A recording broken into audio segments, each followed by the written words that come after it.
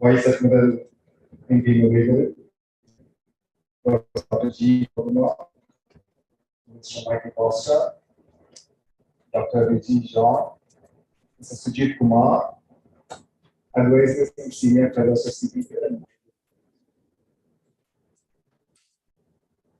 We are very honored to have you here, part of AI-IPOI 2-day-long dialogue on various issues that are confronting Indo-Pacific region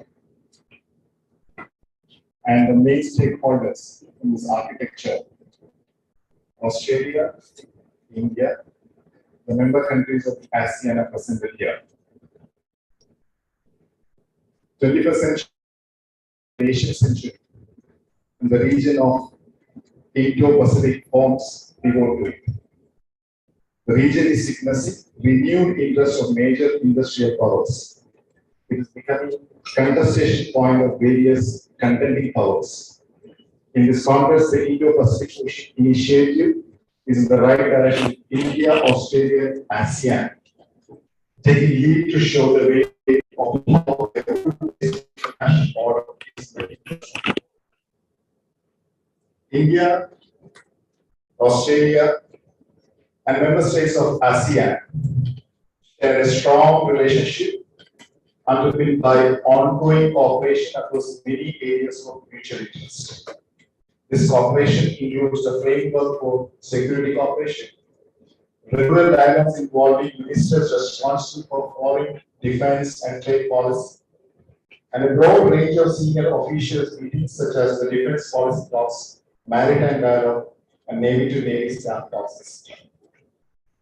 India and Australia in recent past have committed for promoting peace, security, stability, and prosperity in the Indo-Pacific region, which is vital for the world, but I would say for the global peace.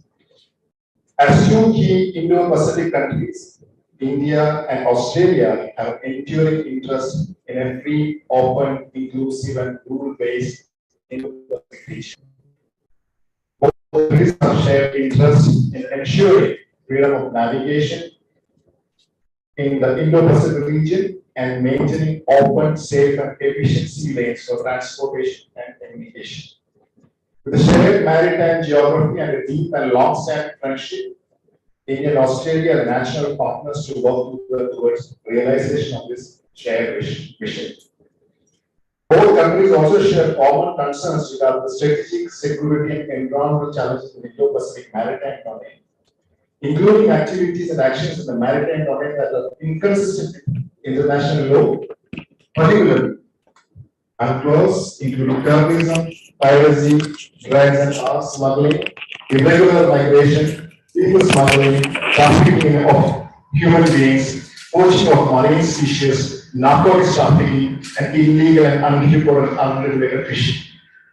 Recognizing that a shared interest in promoting maritime security and safety will deepen Navy-to-Navy cooperation and maritime awareness in the Indo-Pacific region through enhanced exchange of information.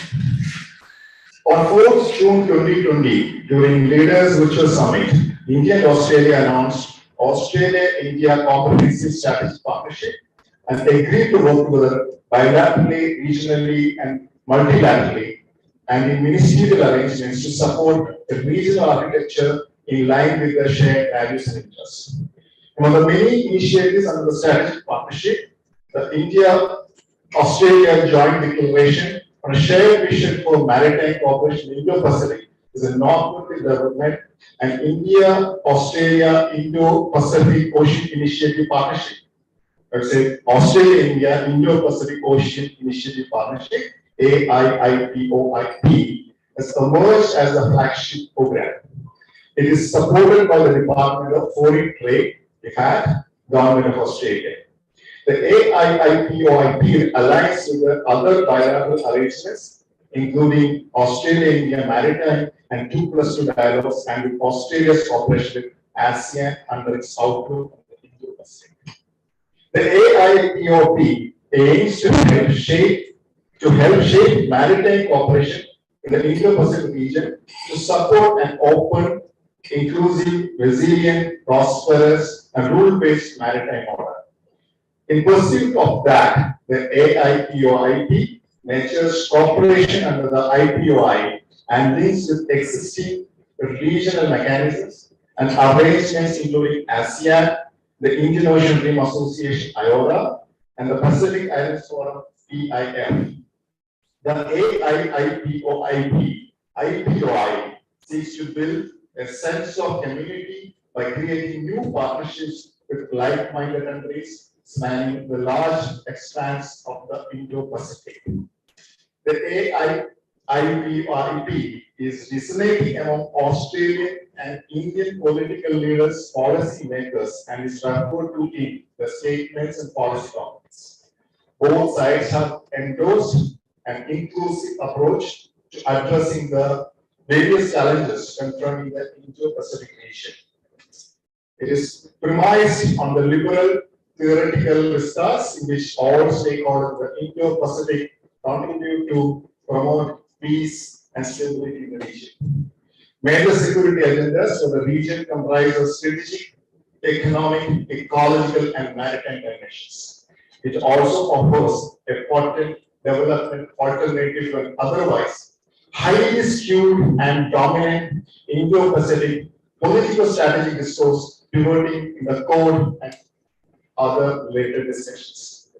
It was in this context that Australia-India Indo-Pacific Oceans Initiative Partnership Grant Program was launched, and CPPR and the Monash have become the first recipients of AI-IPOI Grant Program. Subsequently, CPPR signed a research collaboration agreement with Monash University, Australia, on research into maritime cooperation for sustainable future in the Indo-Pacific region. That's where here we are today to kickstart the dialogue on the major stakeholders on the subject Indo-Pacific Oceans Initiative Partnership, dialogue on Indo-Pacific Oceans Initiative, strengthening international cooperation. It's my pleasure to invite dignitaries to the stage. Vice Admiral MP Muralidharan.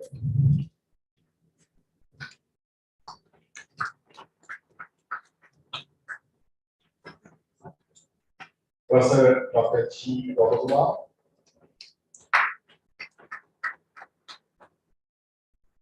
Mr. Michael Costa. Dr. K.V.T. John. Dr. Vijay Sakuja.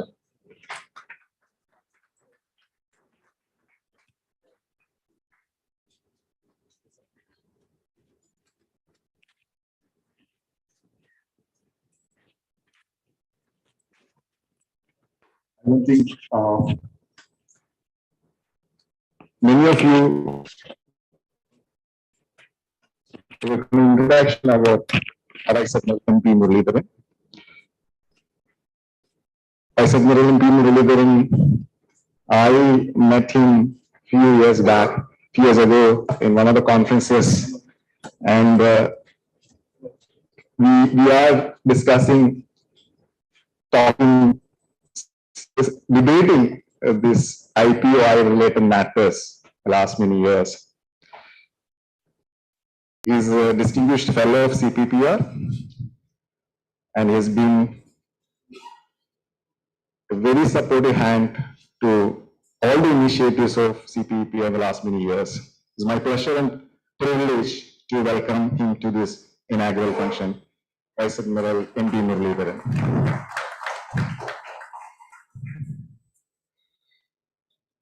We do have a message from High Commissioner of Australia to India, Honorable Barry O'Farrell. Even though he is not present virtually today, I extend my gratitude to Australian High Commission Delhi and also the Australian Consulate in Chennai for their extended support to shape this project and also to this dialogue for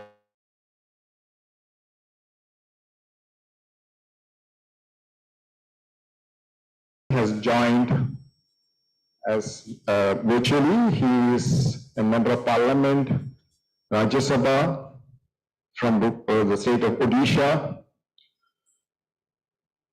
He is very academic in his approach to Indo-Pacific Ocean Initiative. He has voiced his concerns and insights on various platforms and as well as in parliament.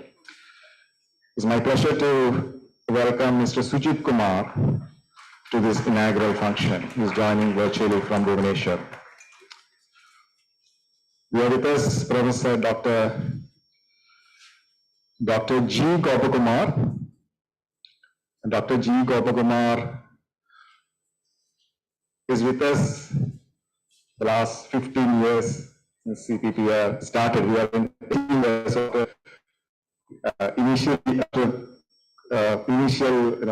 while we were setting up our institution. I remember the meeting that I had with Dr. Gopakumar, and since then he has been a constant support and helping hand to CPPR's all initiatives. So it's my pleasure to welcome you to this meeting.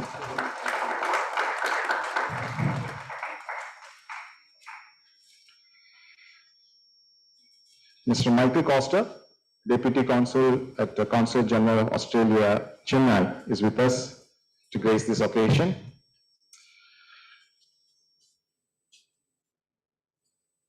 As I mentioned earlier, Australian High Commission and Consul are very supportive to this initiative.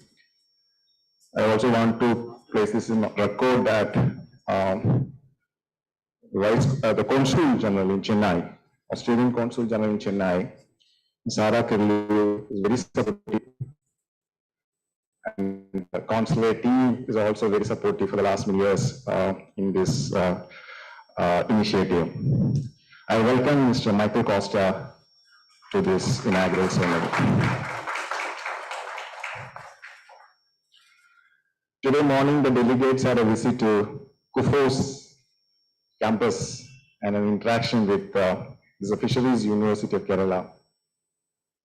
And some of you already met Vice Chancellor of the University, Dr. Riji John.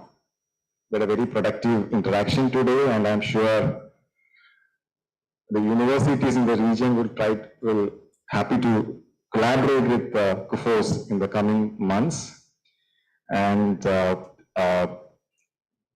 Vice Chancellor and the Registrar and the faculty are supportive of this initiative, and it's my pleasure to welcome Dr. Riji John to this inaugural function.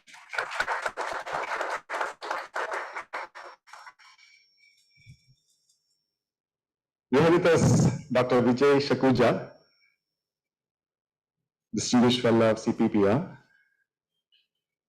Again,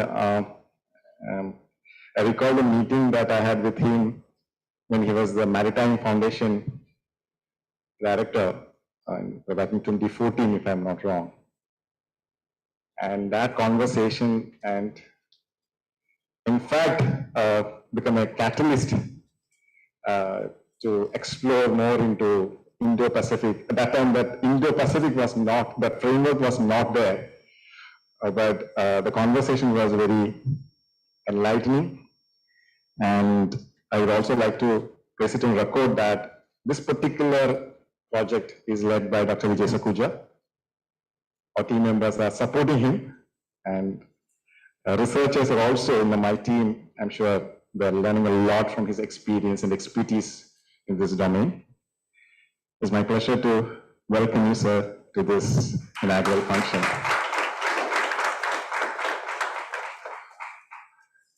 We also have the advisors of CPPR here.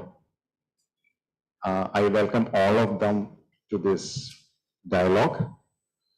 We have with us Professor Abraham, Dr. Lawrence Prabhagar, R.P. Pradhan, Dr. T.B. Paul, Mr. K.V. Thomas, Jagishan Nair, and Dr. Shakila Shamsu. She is guiding us in the education research. I'm sure there's an element of education in this dialogue as well. So I welcome all of them to this inaugural function. But this conference, I believe, is going to be an exciting and interesting experience for all of us. For the reason we have delegates from Australia, we have delegates from ASEAN countries, and we also have delegates from India. We have with us Andrew and Jerry from Monash University. They are the working partner of this project with CPPR, representing Monash here. Thank you, Andrew and Jerry, for coming here, and we enjoy working with you, both of you. And I'm sure in the coming months, we will have a more productive work to take it forward and to the serious conclusion of this project. And Andrew is also a senior fellow with CPPR. I also welcome all the delegates from ASEAN countries. I know, coming from countries from ASEAN region, that's also something that I learned while we were reserving tickets, booking tickets for most of you. Connectivity is poor, even though we are discussing, debating a lot in Indo-Pacific. I think we have to improve connectivity. Air connectivity should be improved. And I hope Minister of State, Mr. Muralidharan, will be here to hear this out. For some personal reasons, he couldn't come. We are grateful to NEA and Mr. Muralidharan's office for helping us to process the visa and other documents for this conference. So I welcome all the delegates from our Southeast Asian countries who joined us today and tomorrow to make this dialogue a very fruitful one.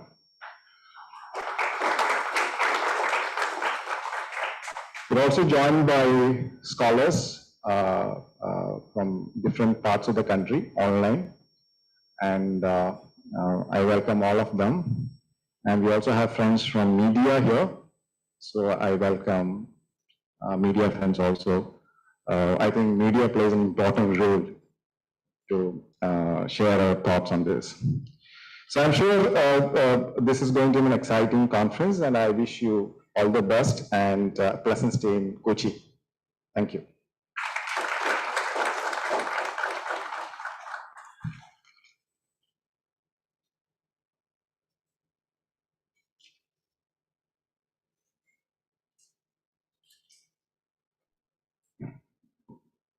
Thank you, Dr. Dhanaraj. Now I invite Vice Admiral M.P. Muralidharan to inaugurate the conference by lighting the lamp and to deliver the inaugural address. Vice Admiral M.P. Muralidharan retired in February 2013 as the 19th Director General of the Indian Coast Guard. A specialist in navigation and direction and a postgraduate in defense studies, the Admiral has a career of close to 4 decades in the Indian Navy and has held several key operational and staff appointments, including command of 3 warships. As flag officer, he commanded Maharashtra and Gujarat Naval Area, was the first commandant of the Indian Naval Academy and chief of personnel of the Navy. Post-retirement, the Admiral was appointed as a member of the Armed Forces Tribunal at its regional bench at Kochi, an appointment equivalent to a sitting judge of the High Court. During his tenure of 4 years, the Admiral authored nearly 500 judgments. The Admiral, a keen student of strategic and defense-related issues with special focus on maritime affairs, is a member of various strategic study societies and institutions. He is a regular contributor to professional journals and a speaker and panelist at various seminars and conferences. I invite Vice Admiral Muralidharan to light the lamp.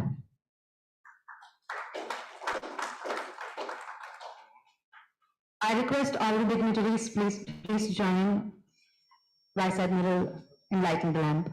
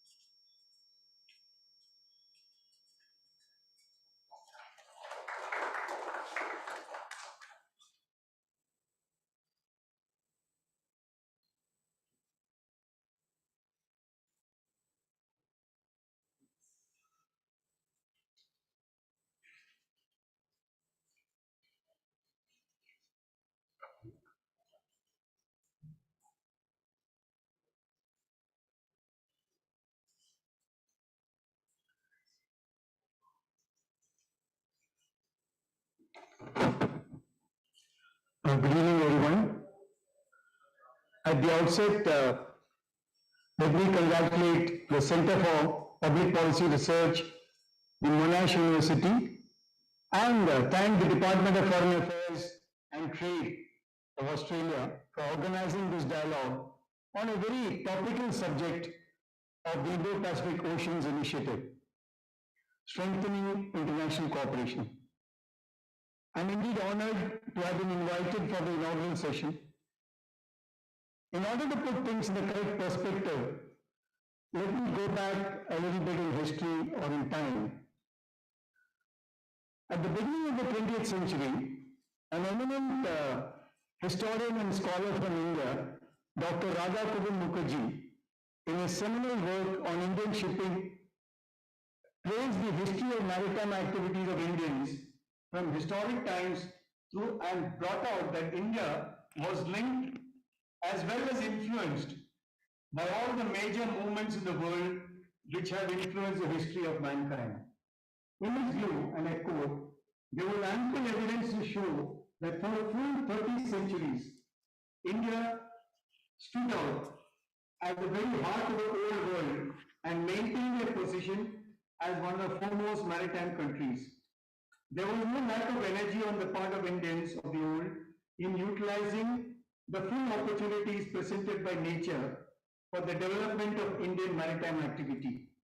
Actually, he went on to define the geographical position of India as the heart of the Orient, with Africa on the west and the Eastern Archipelago and Australia on the east. A connection with the vast mainland of Asia on the north and possession of a seaboard that extends over 4,000 miles. Well, more than a century after the work was published, India and the world as such has started looking at the area Mukherjee described as Indo-Pacific and the significance it holds in the 21st century for the entire world. Now, concept of linkages between Indian and Pacific Oceans emerged towards the end of the 20th century due to the economic developments in Japan, China, ASEAN, Korea, and Taiwan, which resulted in the increased shipping between both these oceans for the movement of energy and mineral resources from Africa, West Asia, and for transportation of finished products from there in other parts of Asia, Africa, and Europe. While Prime Minister Shinzo Abe of Japan actually spoke of confluence of the two seas in his address to the Indian Parliament.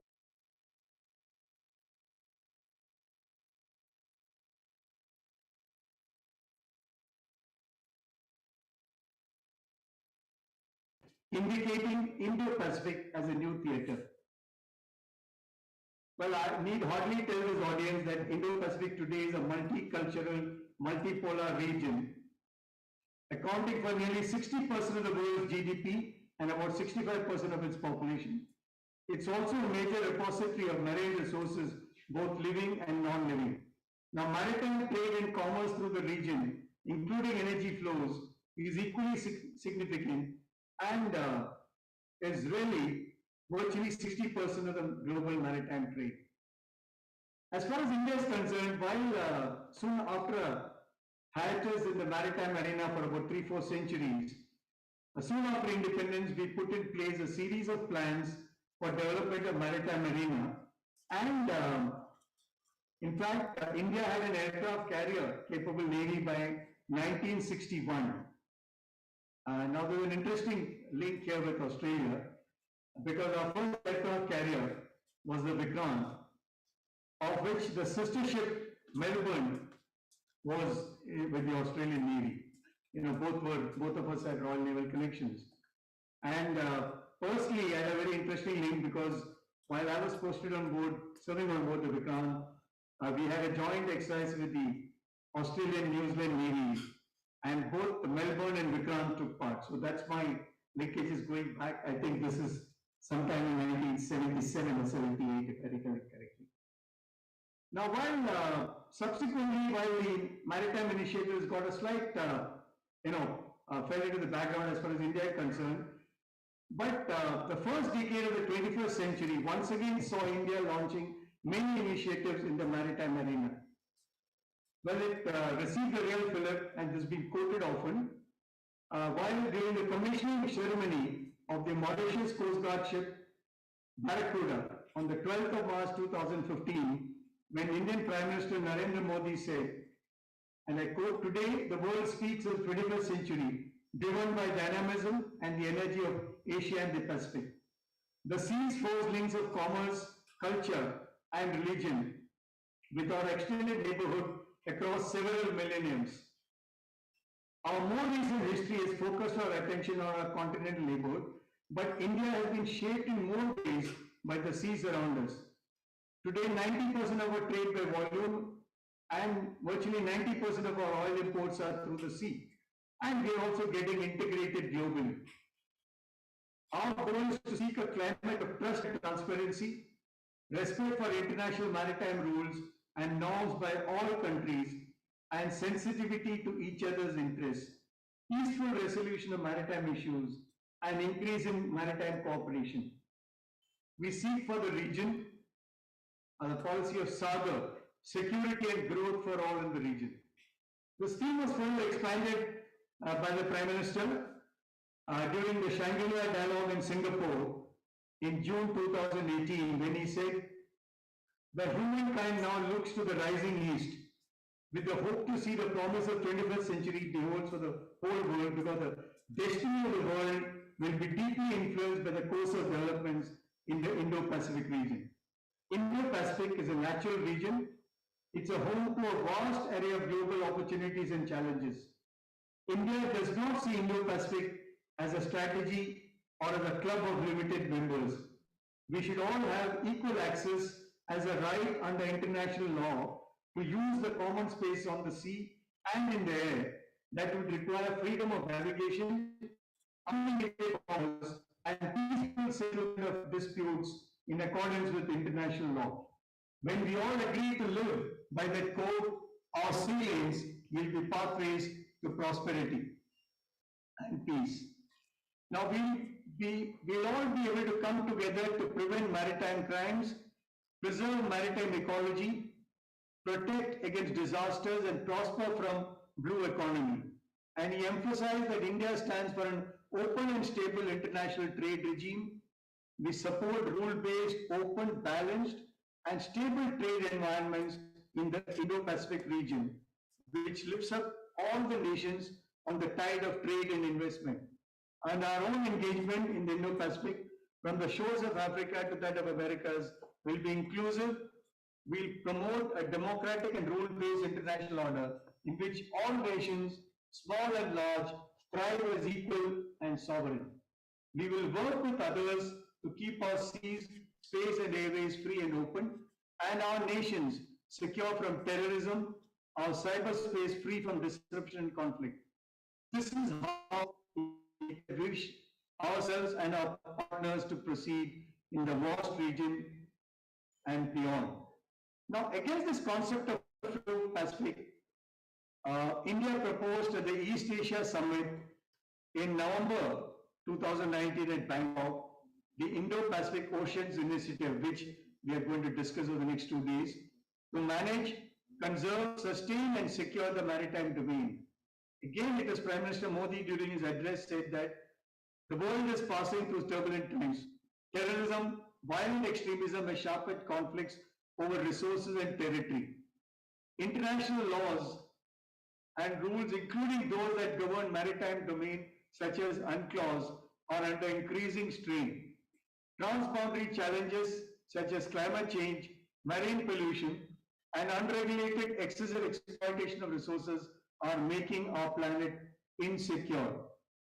Now, recalling his vision, which he had said at the Shangri-La dialogue, and which had been shared by many other nations, he proposed a cooperative effort called the Indo-Pacific Oceans Initiative, which is in line with the Sustainable Development Goal 14 of the UN, which calls for the world to conserve and sustainably use maritime domain.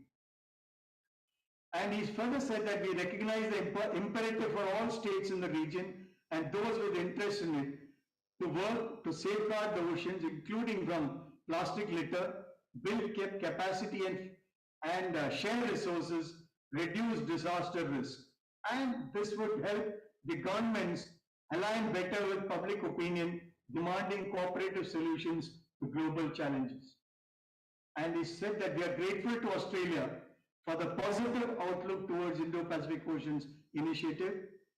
And he also suggested that interested countries may engage in this initiative. Now, essentially, IPOI seeks to create partnership with like-minded countries from across from eastern shores of Africa to the Western Pacific, through a non-treaty based cooperative collaborative approach between nations to meet common challenges in the region. Now it covers the wide spectrum of maritime security, ecology, maritime resources, capacity building and resource sharing, disaster risk reduction and management, science, technology and academic cooperation, and of course trade connectivity and maritime transport.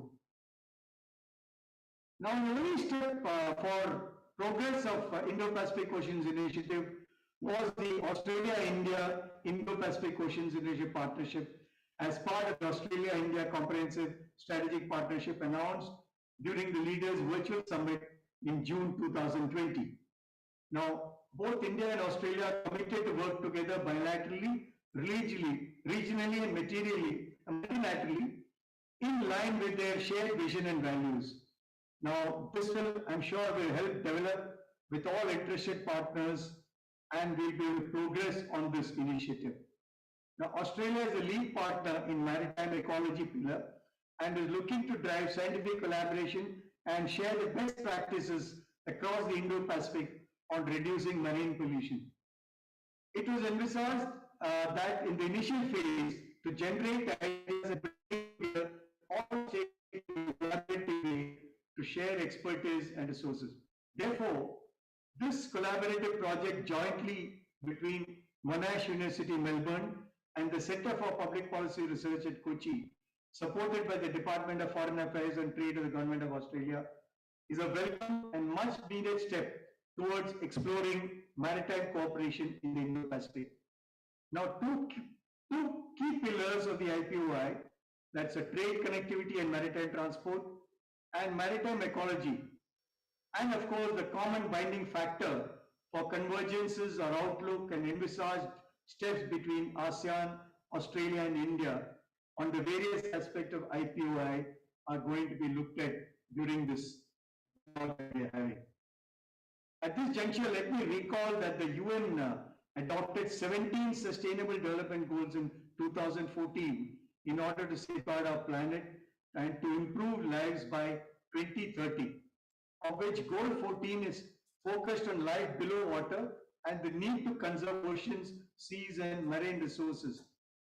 Now this is where the IPOI pillars of maritime ecology and maritime resources with close linkages to each other become significant in saving our oceans. It's also relevant that by some estimates, marine and coastal resource industries are estimated at about $3 trillion per year, or about 5% of the global GDP. Now, blue economy we all keep talking about is increasingly become recognized as an important dimension to future sustainable development of oceans and their resources. Connectivity and transportation can easily be termed as vital needs for development of maritime trade and commerce. This in turn calls for development of ports and associated infrastructure and shipping. So two of the key pillars are being looked at over the next 2 days. Let me sum up by saying that the concept of Indo-Pacific and its emergence as a theater of economic and strategic competition in the 21st century has thrown up many challenges. Now, partnerships between like-minded nations offer the best options to meet such geographical and strategic challenges. Now, the IPOI is a major initiative in this regard. And the concept of IPOI was aptly put across by India's External Affairs Minister, Dr. Jaishankar, during his valedictory address at the Dialogue in December 2019, when he said, and I quote, "This initiative in short calls for establishing a free, open and cooperative platform to respond to a range of maritime challenges and needs." Unquote. Clearly, IPOI urges nations of the region to look beyond narrow geopolitics and to work together to safeguard the maritime domain in all its facets for the greater good of mankind. While I agree that IPOI is still evolving and challenges exist, the early joining of Australia and the interest expressed by many other countries across the ASEAN region to be partners in this initiative augurs well for the future of the entire Indo-Pacific region in this century. Needless to say, this joint project between Monash University and CPPR would be a major enabler in the collaborative efforts between Australia and India to steer IPOI along for the common good of all nations in the region. I am confident the scholars assembled here would give us ample ideas to meet the common challenges in the areas. It gives me immense pleasure to formally inaugurate this conference and to wish the project and the conference all success. Thank you. Jai Hind.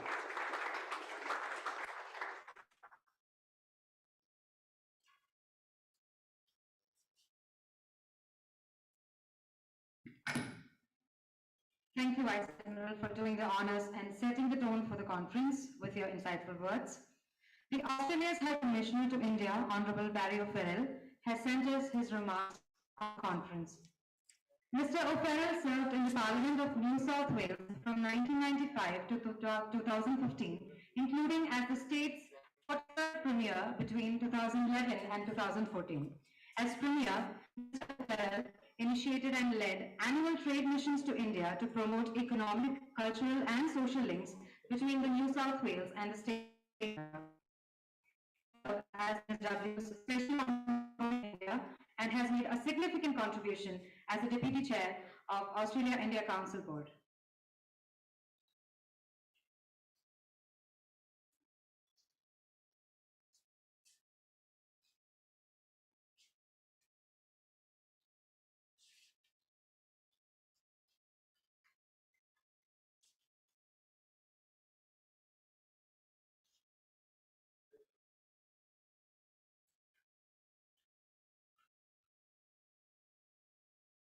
Namaskar. Welcome to the Australian High Commission in New Delhi. It's a pleasure to be speaking this 2 night island on the Indo-Pacific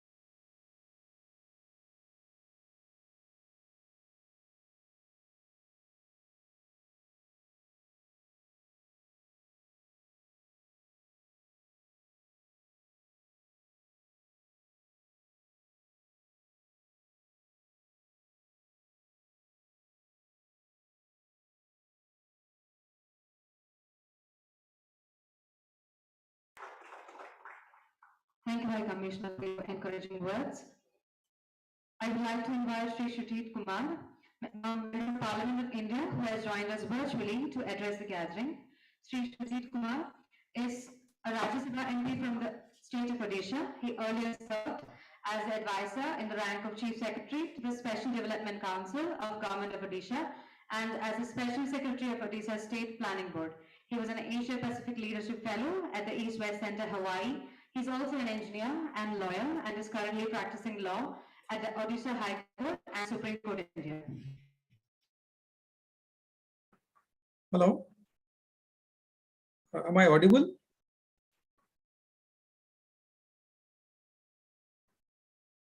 Hello. Am I audible?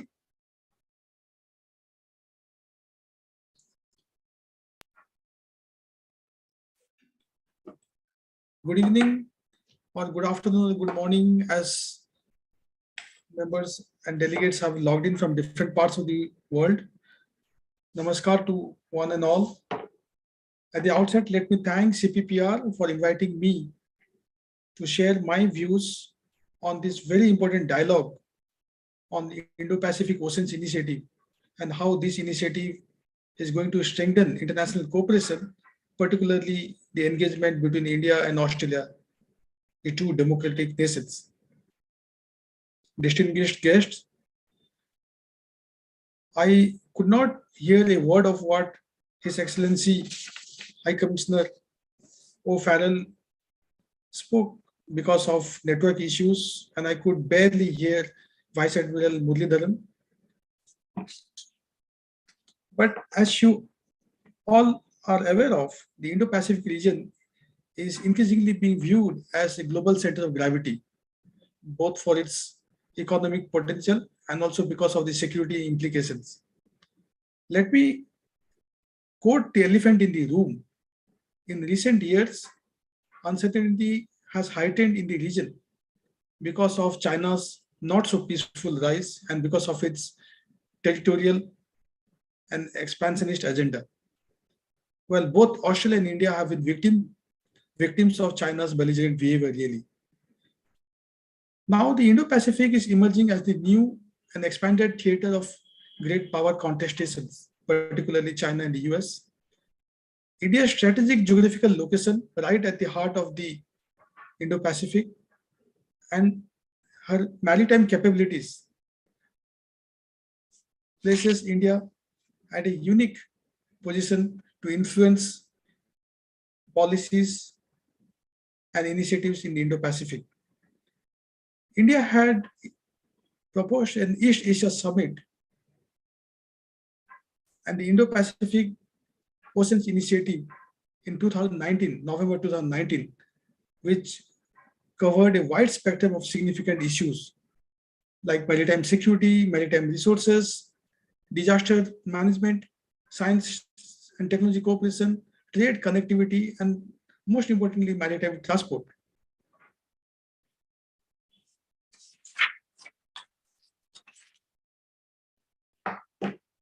While India considers Indo-Pacific as a strategic reality and an extension of its Act East policy, the Indo-Pacific Oceans Initiative seeks to create partnership with like-minded countries, particularly ASEAN countries and Australia, to ensure security and stability in the maritime domain through a non-treaty-based cooperative and collaborative approach between nations to meet the common security challenges in the region. India and Australia have a shared vision for Indo-Pacific that calls for a free and open Indo-Pacific, inclusive, rules-based international order, which one particular country is trying to destabilize. India's approach to the region has been articulated by Honorable Prime Minister Modi at the Shangri-La Dialogue in June 2018 at Singapore. So the vision of Sagar. Sagar is a Sanskrit name and a Hindi name rather for ocean, and an acronym which stands for Security and Growth for All in the region. As part of the comprehensive strategic partnership, the two nations, India and Australia, signed a joint declaration on shared vision for maritime cooperation under the Australia-India Indo-Pacific Oceans Initiative Partnership. Now, maritime security cooperation has been expanded significantly between the two countries in recent years, particularly in the Indian Ocean and Southeast Asian sea lanes, through various mechanisms, including Indian Ocean Reams Association, IORA, and Indian Ocean's Naval Symposium. India and Australia also have participated in a large number of joint naval exercises in the Indo-Pacific, particularly Malabar, the Malabar exercise with US, Japan, and OS Index, a bilateral biannual exercise. Now, to conclude, India's participation and growing role have been acknowledged and appreciated by regional and extra-regional power. India has always maintained that it is important to have peace and stability in the region, and its vision for the Indo-Pacific is one in which freedom of navigation, sustainable development, protection of the maritime resources, and a free and open Indo-Pacific, which will mutually benefit trade and investment for all the countries in the region. It can hardly be overemphasized that the security, stability, peace, and prosperity of the vast Indo-Pacific region, which accounts for 64% of the world's population and 62% of the global GDP, is vital for the world. I think no other region in the world today is as important for global peace and security as the Indo-Pacific. India, being one of the earliest proponents of the free and open Indo-Pacific, has continued to urge partners and nations to undertake cooperation and to create a safe and secure maritime domain in the region. India and Australia, the two large democracies, secular nations with firm belief in international rules-based order and human rights, are but natural allies and partners. And they will continue to inform pluralistic approach to engagement under the Indo-Pacific Oceans Initiative. I'm sure this dialogue by CPPR and supported by other stakeholders and the deliberations will augment the Indo-Australia partnership, one of the most defining partnerships of the 21st century. Thank you.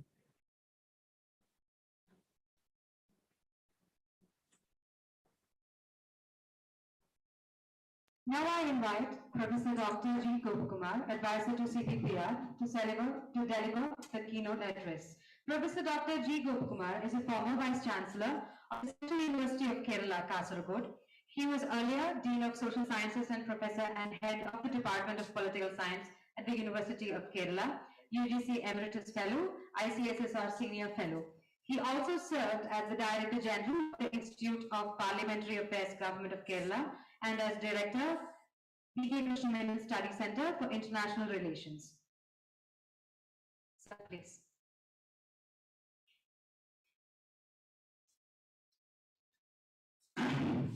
Vice Admiral Mullaidharan,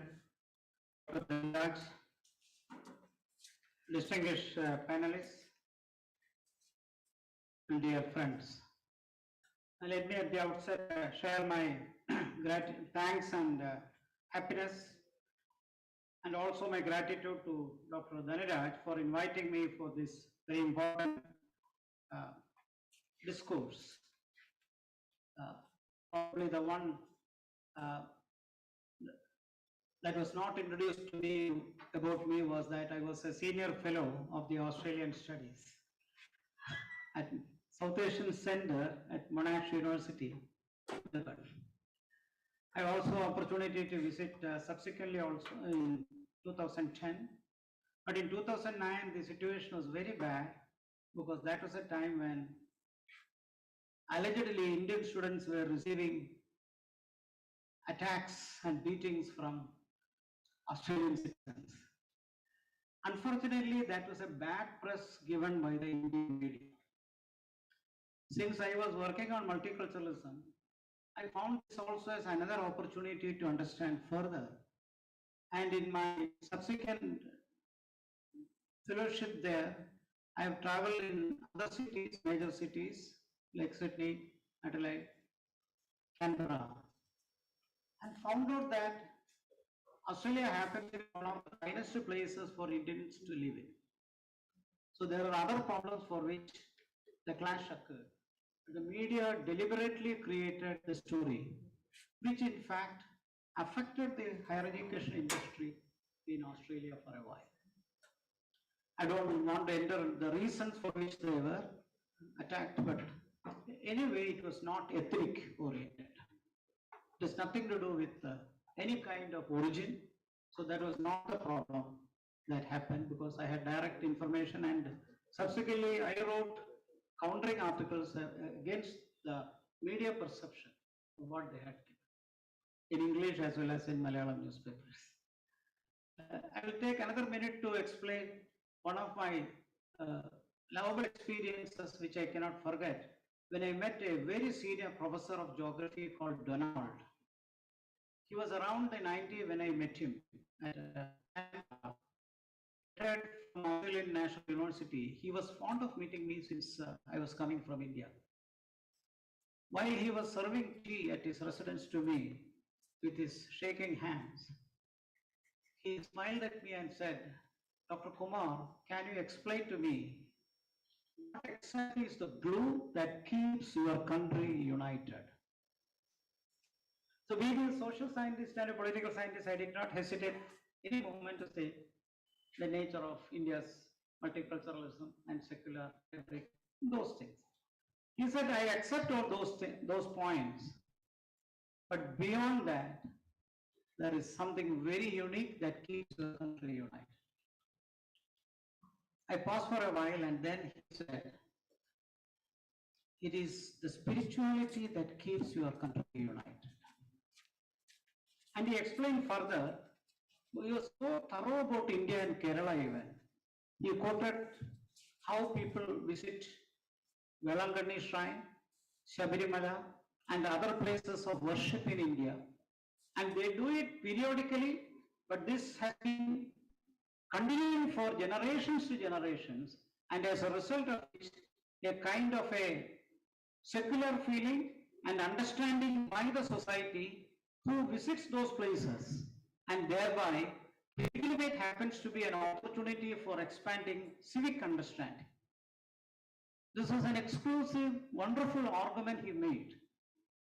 And we found that he's right, because he was giving examples from South India, North India, and other places, quoting different religions as well. He was quoting about Panat festival, quoting one after another. His background in India while he was a British soldier and his travels in India before he migrated to Australia probably must have given him great exposure about the traditional Indian society. Well, coming back to our focus, I would say that bilateral relations between India and Australia has not been properly developed. Particularly, if you look at the history of Cold War, bilateral relations were not at all in the positive side. Our experiments in Pokhran 1 in 1974 and Pokhran 2 in 1998 were criticized by Australia, who refused to supply uranium and also took a very strong position against India in various UN platforms. On the contrary, India alleged that Australia was adopting a pro-Western policy, and therefore, as a non-aligned movement and non-aligned country, we cannot come together on several issues. The Cold War is now history. In the post-Cold War era, there are more opportunities rather than challenges to explore further relationship and friendship, of which Indo-Pacific constitute one major dimension. This seminar is basically about maritime cooperation. Why is it that maritime cooperation has become more important for India? Traditionally, we were adopting a kind of a continental approach, and thereby most of the foreign policy direction since independence was focused on continental aspects and the sea routes and the kind of potentialities of maritime development were not at all explored during those periods. I know a professor who was so much offended by the kind of attitude by the ME at that time. In a very important meeting, he held the Indian map on the opposite side and said, look at the Indian Ocean. You never understand the significance. You only look at the mountains, look at the ocean and see the potential. Today's situation is far different, both for India as well as for Australia. Both traditional and non-traditional security issues and challenges are significant. We come to take up the approach towards developments and relationship through ocean, through maritime as very significant. There has been already a reference about these 7 pillars that we follow under this Indian Pacific Ocean Initiative, which explore the possibility of maritime security, maritime ecology, maritime resources, capacity building, ability to control disaster, the potential for developing science, technology and education, trade and connectivity, etc. with maritime support. Of course, 20% of international students visiting Australia are from India as of now. But this can be achieved only when we improvise bilateral cooperation, although Quad is an important factor. Since 2006, India has modified its policy towards Southeast Asia, and through that, our approach towards Australia also improves further. So, the Cold War dynamics at a time when India was opposed and criticized by Australia for a long time, which was actually misunderstood because we had to convince and lobby to the international media that as a peace-loving country, we will never use nuclear for military purposes, but only for developmental aspects. Today, we do get a lot of support from Australia in terms of coal, copper, uranium, and many other materials. And we also expect Australian support for our membership in the nuclear supply group. And further, we believe that Australia will support in our demand to get a permanent membership in the United Nations Security Council. United States is committed for that. I am sure many of the developed countries will support in this regard. But Indo-Pacific is also about non-traditional as well as traditional challenges. Sustain the resources available in Indo-Pacific, and that too tremendous hydrocarbon reserves available in the Indo-Pacific offer potentialities for further exploration in a sustainable manner. The threat of China, its imposition of tariffs, put Australia into a very difficult situation. It is exactly there India received a breakthrough by opening up and removing many of the tariffs in the bilateral trade, particularly our imports from Australia. We removed many of the tariffs and we became a very good competitor with China in that side. Otherwise, it would have put Australia under a difficult situation. This has been a recent development, and further, China's ambitious programs, not only that they coerce Australian trade and commerce, but the expansion of Belt and Road initiatives and its ambition to connect with the European market and other kinds of security threat, as you are aware about the South China Sea, East China Sea, where China attempts to create artificial islands, reefs, and thereby claiming control and putting military bases there, really raises fundamental questions of security and peace in the Indian Ocean region. Therefore, Indo-Pacific is important for both the countries. Since we expanded our policy, shifted our policy to more of just not because of looking towards East, but Act-East policy and the kind of scope that we have developed further with ASEAN.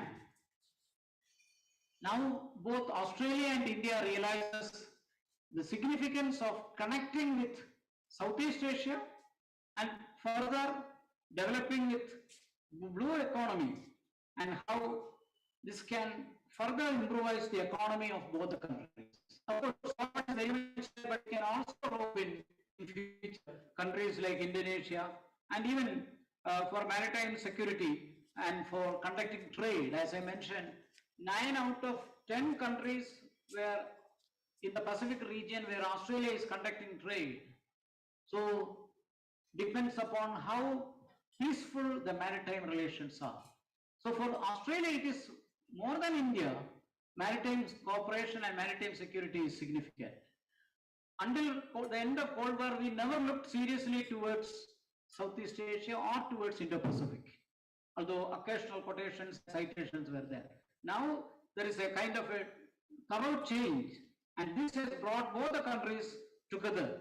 But there are areas where, and there are areas of convergence on aspects like climate change, delivery of vaccines, along with the challenges like the Chinese revisionist policies, the challenge of providing stable governance in Pacific region, the threat of Islamic terrorism, issue of illegal fishing, piracy.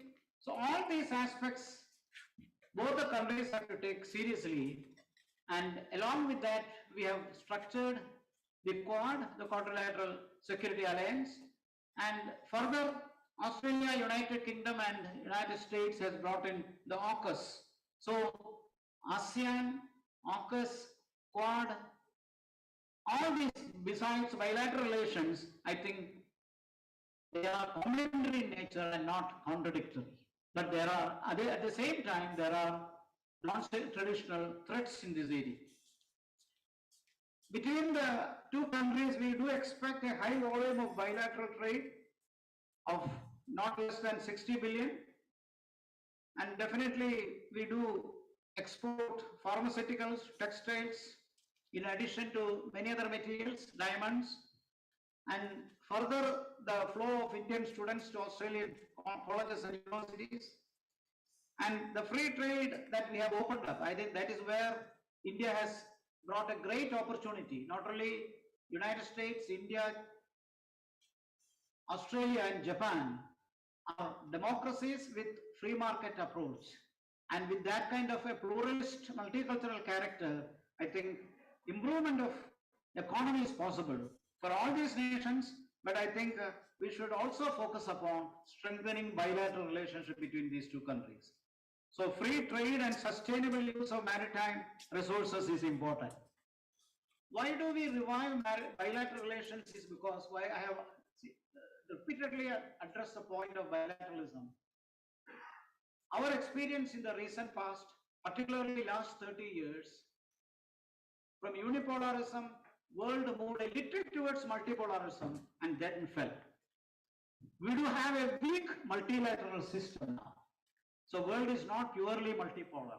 It may take decades to order a multipolar economy, multipolar system. So until then, bilateral relationships are very, very important. And that is exactly where we should work upon, and Indo-Pacific provides extraordinary opportunities to achieve this goal. I wish all success for this seminar, and thank you very much.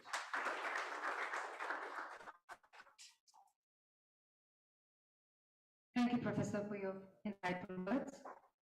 Now I invite Mr. Michael Costa, Deputy Consul General for South India at the Australian Consulate General, Chennai, to deliver his remarks on the conference. Michael Costa has been responsible for developing strategic defense and economic ties between Australia and South India since August 2018.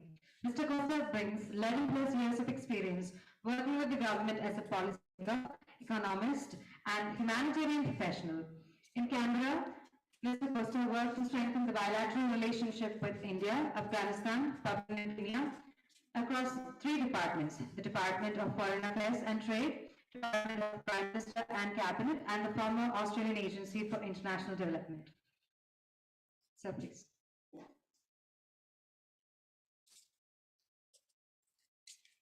Thank you very much for that very warm welcome.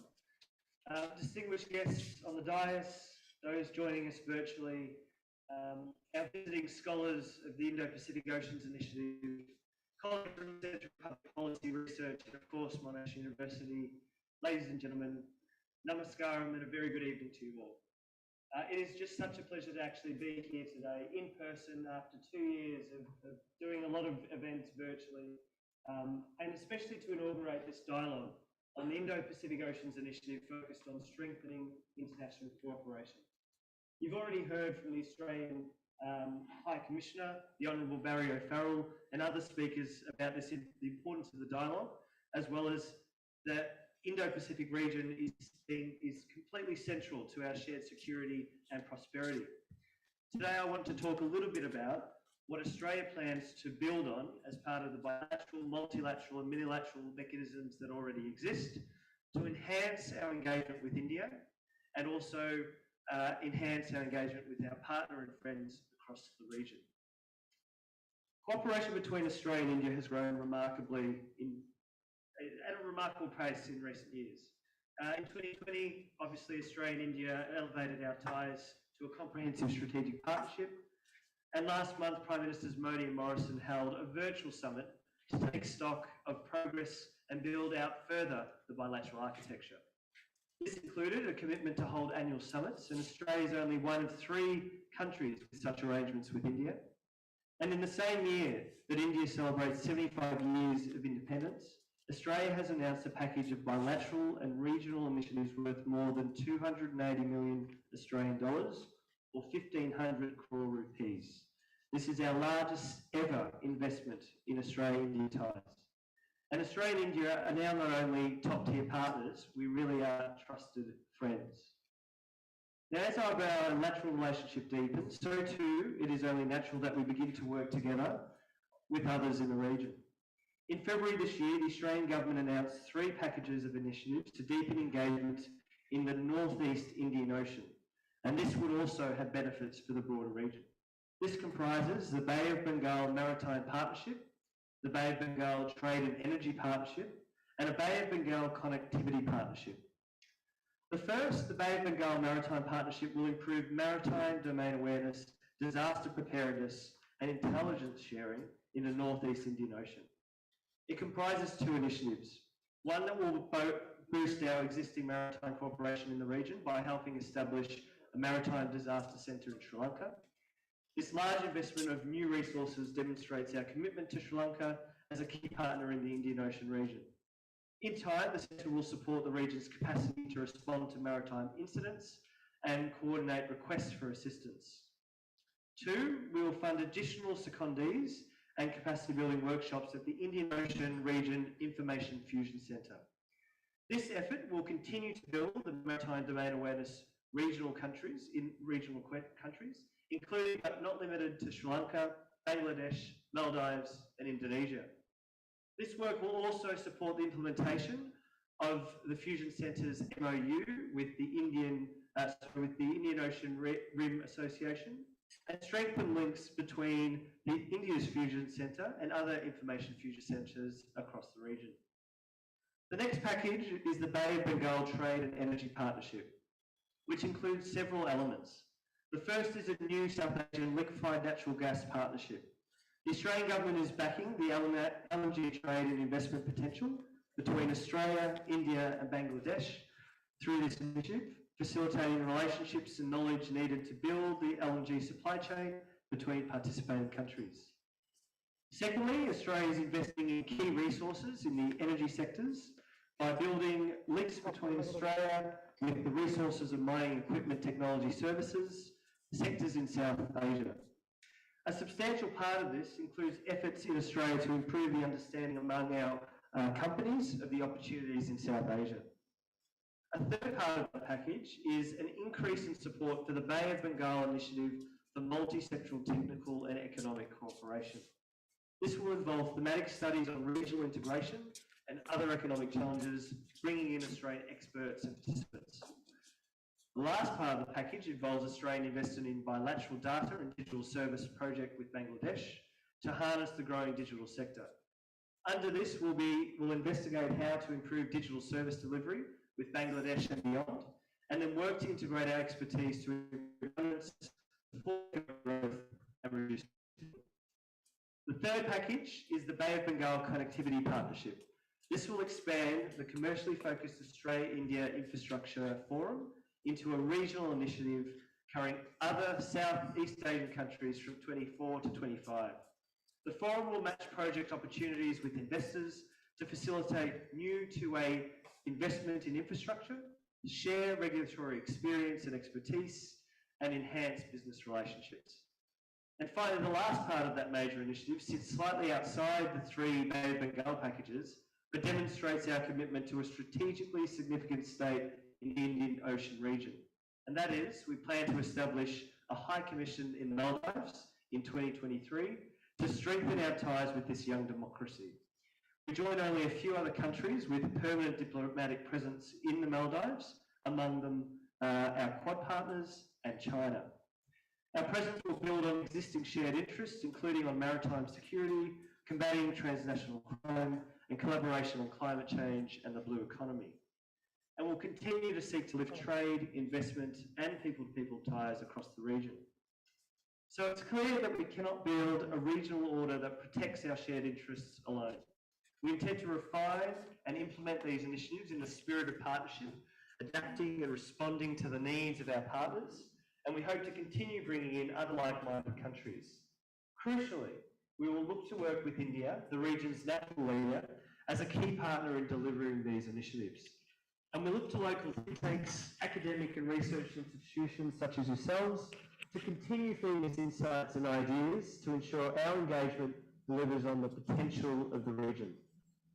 I've already thoroughly enjoyed the first part of this conference, the Scholars Connect.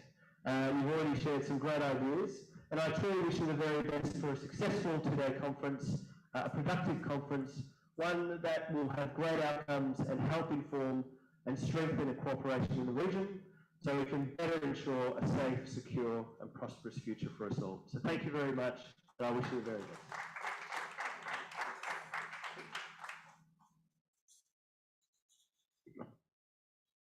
Thank you, Mr. Michael Costa, for your words of appreciation. Now I invite Dr. K.V.G. John, Vice Chancellor, Kerala University of Fisheries and Ocean Studies, KUFOS, to address the gathering.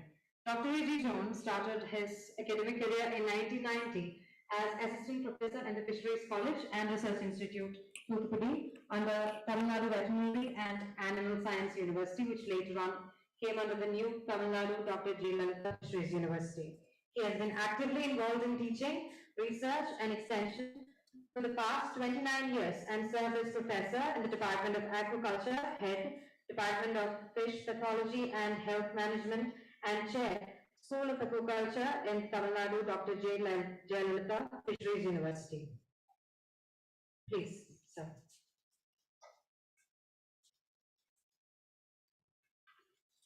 Thank you for the introduction. Distinguished guests on the dais, delegates, ladies and gentlemen, very good evening. Already so many dialogues have gone into this, and I think you all have been addressing bilateral trade, security, pollution, and kind of industrial linkages, etc. I would like to address this gathering from the perspective of biological security. So where we represent Fisheries and Ocean Sciences University, the one professional fisheries university in the state. Our jurisdiction is in the state of Kerala. Similarly, we have fisheries or veterinary universities across the country, which is having state-wise jurisdiction. Needless to say, we also have central boards like Indian Council of Agriculture Research, which is looking into all this education with national guidelines. So when Dr. Thanuraj told me about this particular program of Australia Indo initiative, it was taken me by surprise because it was a little short notice for such a program for us to really, come prepared for such thing. But I do understand such association will not work overnight. I really congratulate both CPPR and also the Monash University who might have worked months together to bring this particular program. Because having worked in two international research programs, one is the Indo-Norwegian program funded by DBT, and also in a multi-nation program which is funded by RCUK, we have had a lot of exercise that is going into to come to this level of conference. Months of preparation has gone into this. I really congratulate both. And to highlight my side of this, involvement into this, as I would like already mentioned, SDG 40 is addressing life under the water. So we are dealing with fish, we are dealing with ocean. Not that we are not alone, with several people are doing it. So we are addressing it from a few perspectives, like our organism of interest is fish and shellfish. So here we are looking at basically food security, sustainability, health. These are some of the main points that I would like to bring to the notice of the delegates here. So India as a country already having a lot of population earlier, we have seen several comments. But now we are standing on our legs. We have produce which is being exported from most of the sectors. So we have had a green revolution, we have had a white revolution. Actually, we are fast forwarding to a blue revolution. Currently, India exports from the marine sector almost 48,000 crores of maritime products. Not to mention any non-biological, biological products like frozen fish, shellfish, ornamental fish, etc. So the ocean health is of paramount importance from the biological perspective. The capture fisheries which was feeding the world with reference to food and protein security has been stagnant for the last 1.5 decades. Now this is taken up by aquaculture, both inland and marine and also offshore culture. And India as a country has a little bit, lacuna in going ahead full scale with offshore aquaculture. But we are making great strides into this particular area. And in this regard, I have to mention that ocean health has to be looked into very carefully. We do understand that a lot of pollution is going. Finally, everything ends up in the ocean. Added to it is the problems associated with climate change, ocean acidification, and the death of coral reefs, and a lot of things which is causing a high carbon or greenhouse emissions and the associated climate change and global warming. We are seeing the effect of this in Indian Ocean, especially from the coast of India, both the east and west coast, dwindling fishery resources. Also, there is a change of fishing patterns and change of seasons, breeding habits, biology of the organisms, aided with the lot of other atmospheric oriented. We are seeing a lot of cyclones nowadays. We are seeing a lot of sea erosion in Kerala coast. We are seeing a lot of flooding. Kerala has witnessed kind of devastating floods in 18 and 19. These are affecting our waters and having a lot of problems associated with both the coastal community and also inland community. Along with this, we also look at, as I mentioned about the ocean health, one of the problems that is associated with the coastal pollution and also the antibiotic resistance. Because of the interventions in intensification of aquaculture, agriculture, and animal husbandry, also the indiscriminate use of antibiotics, everything is washing down to coastal waters. So we are seeing a lot of organisms that is coming up, which is being recycled into human health through the fish we eat, through the materials that we collect from ocean waters. So these need to be addressed. And as a university which is dealing with the fisheries and ocean studies, I have assured that a group of CPPR as well as the Monash University and also this initiative on Indo-Pacific initiative, all possible cooperation from the side of the Kerala University of Fisheries and Ocean Studies in terms of research, faculty exchange or student programs, or whatever kind of things that you would like to undertake under this platform. We actually consider Australia a case of example in terms of our fish health point of view. Especially we have an Asian Fisheries Forum in which most of these Indian Ocean countries are a part. The way in which the quarantine exercise by Australia is really commendable, and we take it as a model in introducing quarantine facilities in the country as well. Most of you might have seen that none of the materials which is exported from Australia to India, if you are taken back, is not acceptable at Australian ports. So such kind of a very high security in quarantine is actually making this particular country is very suitable in implementing the laws that can be adopted by the rest of the world. So I wish this particular program all the success, offering all cooperation from the side of POPOS in multilateral collaborations, bilateral collaboration, research collaboration, and also in academics. Wishing you all the very best for all the delegates and also the programs that is emanating from it. I expect a copy of the report may be sent to the university so that we will be able to take it forward from whatever point of view. Thank you very much.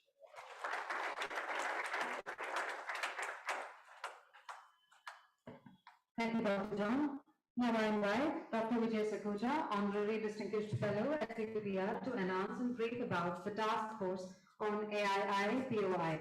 Dr. Vijay Sakhuja is a former director, National Maritime Foundation, New Delhi, a former Indian Navy officer. Vijay Sakhuja received MPhil and PhD degrees from the Jawaharlal Nehru University in New Delhi.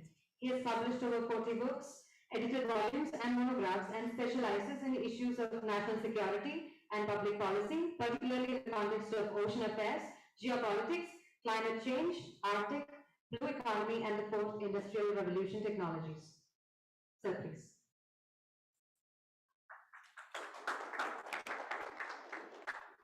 Thank you very much, guys.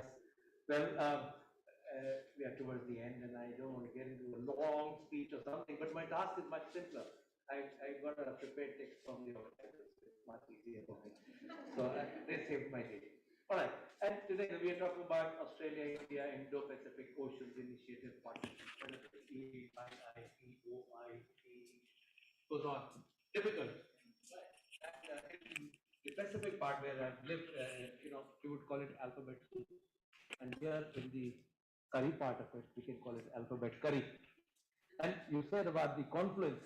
I think there is a confluence of curry and the soup. And there is a hot curry waiting there.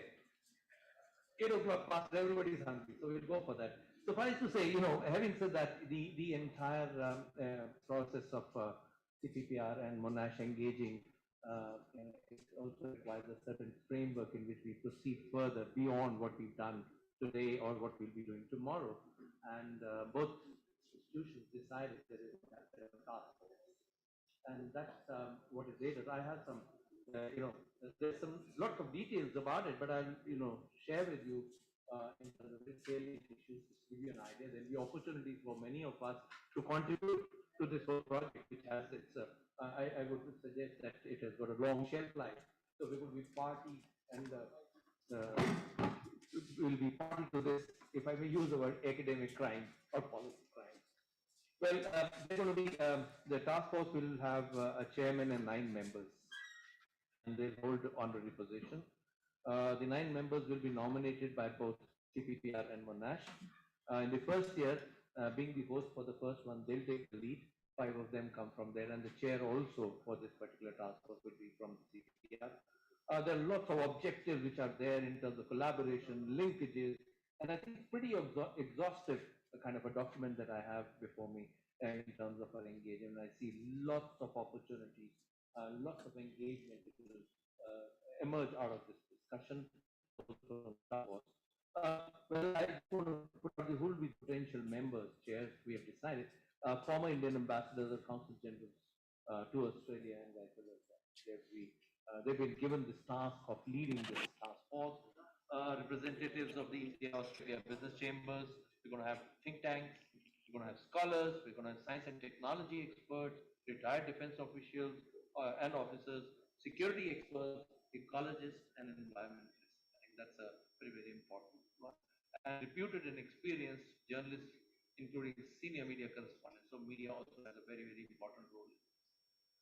So you can see this is the kind of framework it will laid out, and we are hoping that there'll be contributions made by several of you here. Thank you very much, and thank you.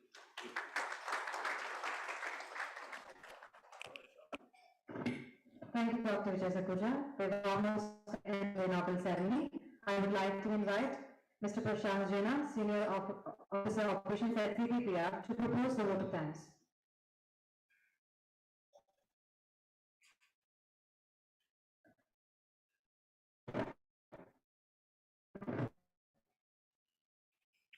Good evening, everyone.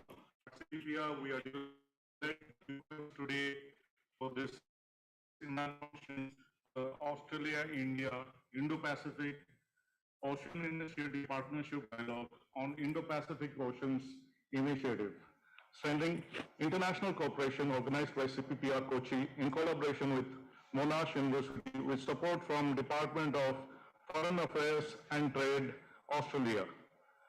I am honored to be proposing the vote of thanks in front of such a distinguished and intellectually stimulating gathering. Let me begin by expressing our sincere gratitude to Monash University for collaborating with CPPR for making this event possible. Thank you for your continuous efforts and participation. I also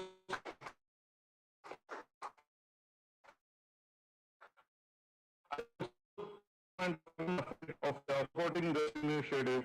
We are truly grateful for their generous support for this dialogue. I express my heartfelt gratitude to Vice Admiral Muralidharan, former Director General of Coast Guards and former member of Armed Forces Tribunal at Regional Bench at Kochi for inaugurating the session. The remarks of guests have fully augmented the charm of this event. I thank Honorable Farrell, Australia's High Commissioner for India, for providing valuable remarks.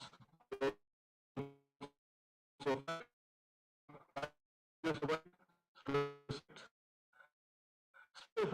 Sir Kumar, such an informative keynotes.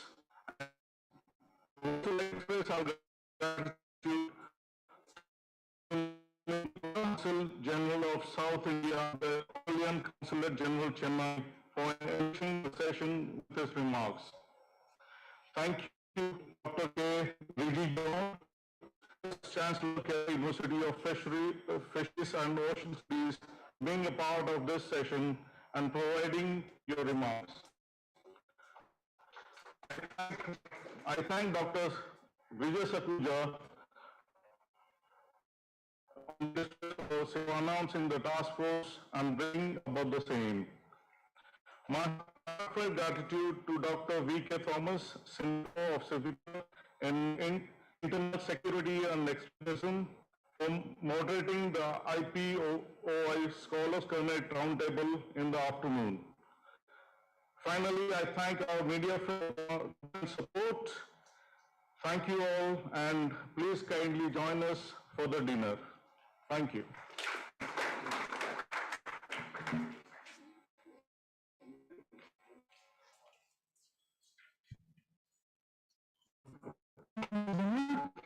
Now is the basic to CPPR.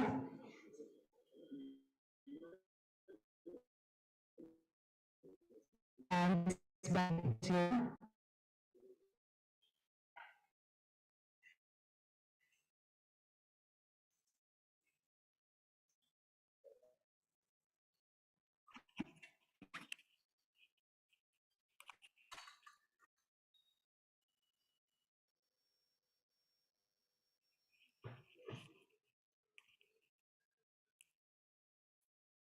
Vice Admiral Andy Muralidharan.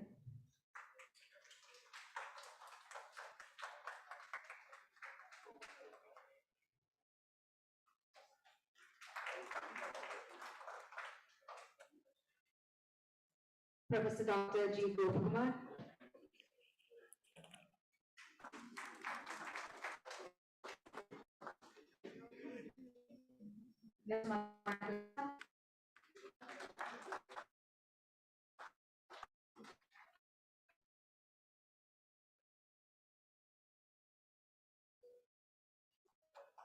G. John.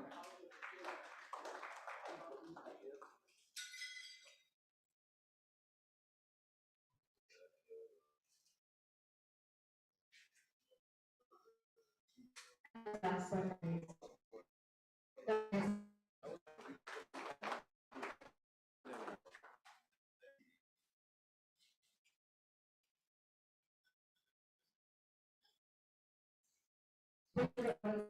thank you.